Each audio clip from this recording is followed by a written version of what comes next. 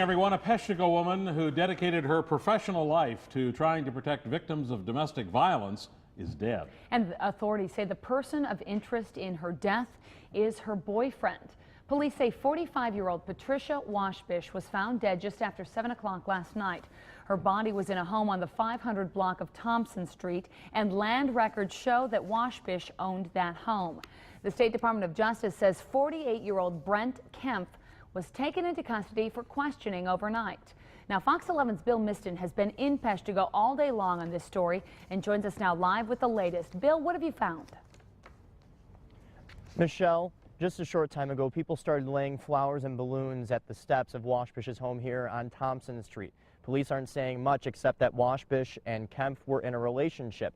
They also won't say what led to Washbish's death.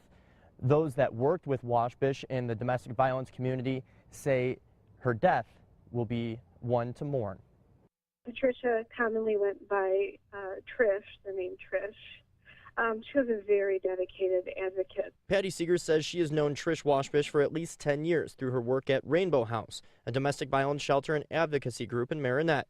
Washbish was the shelter's interim director. It was really her role to understand the impact of certain laws, the laws that were designed to protect victims and to help victims. So much so, Washbish spoke to Fox 11 last September about restraining orders and whether they are effective in preventing possible incidents of domestic violence. There's the kind of person who jail is not a threat to them, whereas a restraining order to them is nothing more than a piece of paper, and in some cases, unfortunately, it won't do a lot. Back on Thompson Street, neighbors say they are shocked. I mean, this is really tragic, especially in this neighborhood and the family that lived there. Police say shortly after 7 p.m. Sunday, Peshtigo officials discovered Washbish's body in her home.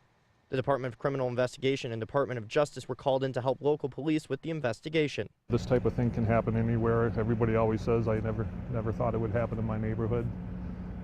It's one of those things that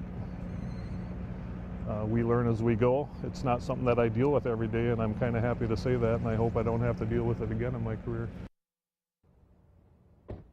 An autopsy was scheduled for today, but those results have not yet been released. Authorities say they're going to release more information about this case tomorrow during a press conference. Live in Peshtigo, Bill Miston, Fox 11 News.